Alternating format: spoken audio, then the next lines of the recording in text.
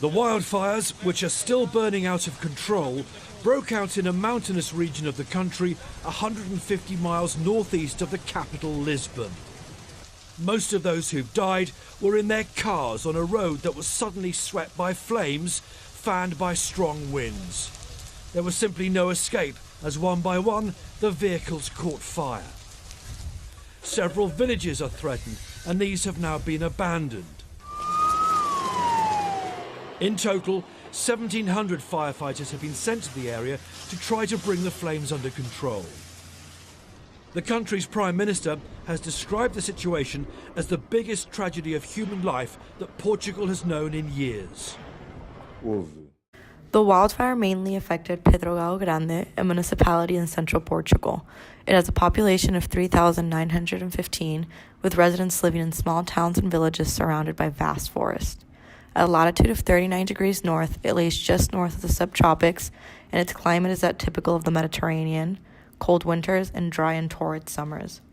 Portugal Grande is in the mountainous region and has two major rivers flowing through. Its forest is composed of pine trees and eucalyptus trees, the latter being an invasive species from Australia that has become a dominant tree species in the region. The wildfire was started by a tree struck by lightning during a dry thunderstorm. However, a lot of factors contributed to the extensive burning that took place for 7 days and affected almost 45,000 hectares of land. Prior to the fires, there was an intense heat wave that affected the area. As mentioned earlier, the area is already characterized by dry and hot summers. This increased the flammability of the area, increasing its vulnerability to wildfires. Another significant factor is the presence of the eucalyptus trees. Eucalyptus trees are an invasive species and are extremely flammable.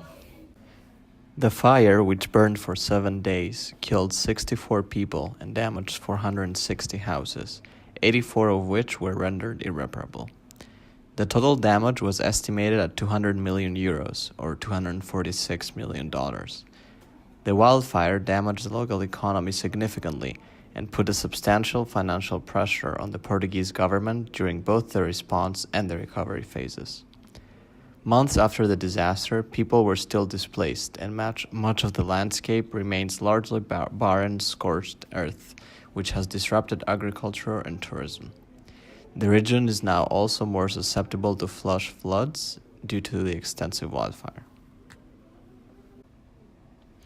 Education on safety, prevention, and mitigation is critical in reducing the consequences of wildfires.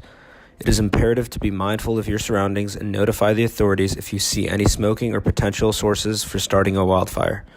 Avoid creating outdoor fires during high winds and never leave a fire unattended without extinguishing it.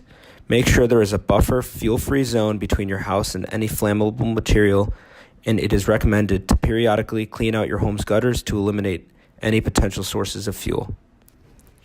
In terms of mitigating wildfires, it is essentially impossible to predict them with high rates of accuracy.